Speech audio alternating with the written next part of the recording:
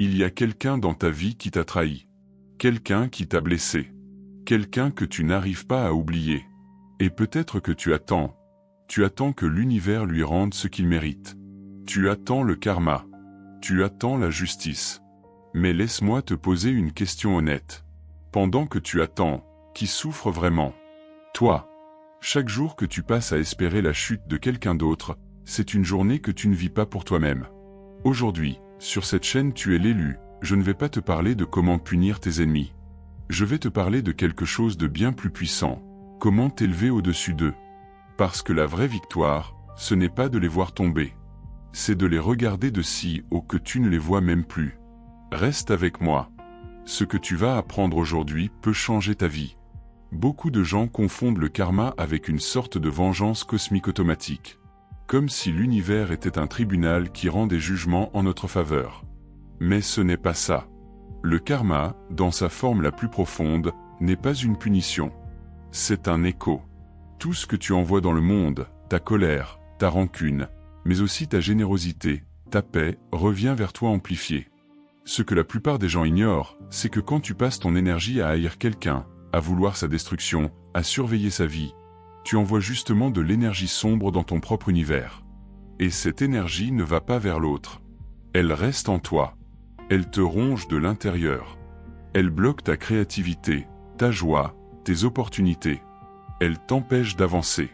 Alors voici la première vérité que je veux que tu retiennes. Attendre le malheur d'un autre, c'est te condamner toi-même à l'arrêt. La vraie loi universelle ne dit pas « attends que ton ennemi souffre ». Elle dit « travaille sur toi, et l'univers s'occupe du reste ». La rancune est l'une des choses les plus dangereuses que l'être humain puisse porter. Et je dis porter intentionnellement, parce que c'est exactement ça. Tu la portes, comme un sac de pierre sur ton dos. Chaque nuit où tu rejoues la scène dans ta tête, chaque fois que tu racontes encore une fois ce qu'on t'a fait, chaque fois que tu surveilles les réseaux pour voir si la justice est tombée, tu ressoulèves ce sac. Tu ajoutes une pierre. Et tu continues à marcher courbé. Et la personne qui t'a blessé? Elle dort peut-être très bien ce soir. Voilà le vrai scandale du ressentiment. Il ne punit jamais la bonne personne. Il y a une image que j'aime utiliser pour ça. Imagine que tu tiens une braise ardente dans ta main, en attendant le bon moment pour la jeter sur quelqu'un. Qui se brûle en attendant? Toi. Lâcher la rancune, ce n'est pas excuser ce qu'on t'a fait. C'est juste décider que tu ne veux plus te brûler pour quelqu'un qui ne le mérite pas. Maintenant parlons de quelque chose de concret. Parce que je sais ce que tu penses. C'est facile à dire. Mais comment je fais pour ne plus y penser? C'est une excellente question. Et voici la réponse. Tu ne peux pas forcer ton esprit à ne pas penser à quelque chose. Si je te dis ne pense pas à un éléphant rose, qu'est-ce qui apparaît immédiatement? Exactement. Le secret n'est pas de supprimer. Le secret est de remplacer. L'esprit humain ne peut pas être vide. Alors si tu veux chasser des pensées sombres, tu dois les remplacer par quelque chose de plus fort, de plus lumineux. Et ça s'appelle l'élévation spirituelle. L'élévation n'est pas réservée aux moines ou aux sages. C'est un processus que toi, tu peux commencer aujourd'hui. Voici le premier pilier, la gratitude active. Pas la gratitude de façade, du genre je dois être reconnaissant. Non. La vraie gratitude, celle qui te fait sentir physiquement que tu as de la chance d'être en vie. Chaque matin, avant même de regarder ton téléphone, pose-toi cette question. Qu'est-ce qui existe dans ma vie qui mérite d'être célébré aujourd'hui? Une personne qui t'aime. Ta santé. Une opportunité qui arrive. Un repas chaud. Ce n'est pas anodin. C'est immense. Quand tu t'ancres dans la gratitude, tu n'as plus autant de place pour la rancune. Les deux ne peuvent pas vraiment coexister au même niveau d'intensité. Le deuxième pilier, la vision de toi que tu veux devenir. L'un des plus grands secrets des personnes qui s'élèvent vraiment, c'est qu'elles ont quelque chose qui les tire vers l'avant.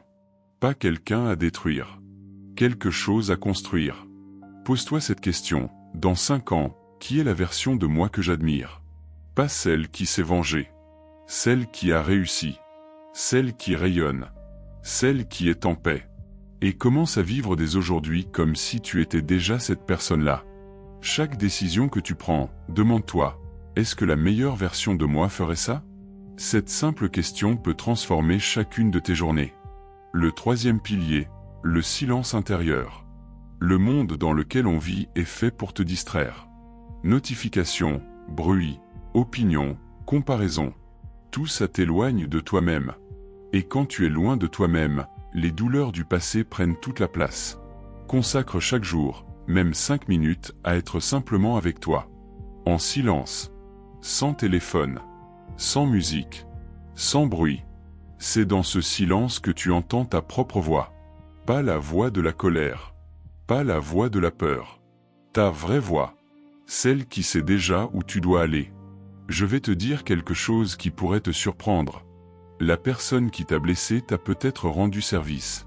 Pas parce qu'elle le voulait. Certainement pas.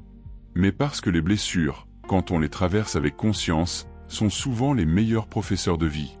Elles t'apprennent où étaient tes limites. Elles te montrent qui était vraiment là pour toi. Elles te forcent à te reconstruire plus fort.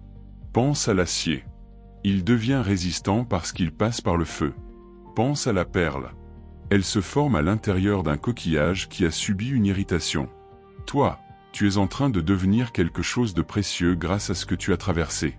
Mais seulement si tu choisis de transformer la douleur en sagesse, plutôt que la douleur en haine. La vraie question n'est pas « pourquoi ça m'est arrivé ?» La vraie question est « qui vais-je devenir grâce à ça ?» Je veux terminer avec quelque chose d'important. L'univers n'a pas besoin de toi pour punir les autres. Il s'en occupe très bien tout seul. Chaque personne récolte ce qu'elle sème, à son rythme, selon sa trajectoire. Ce n'est pas toujours visible. Ce n'est pas toujours immédiat. Mais c'est inévitable. Ton rôle n'est pas d'accélérer la chute des autres. Ton rôle est d'accélérer ton ascension.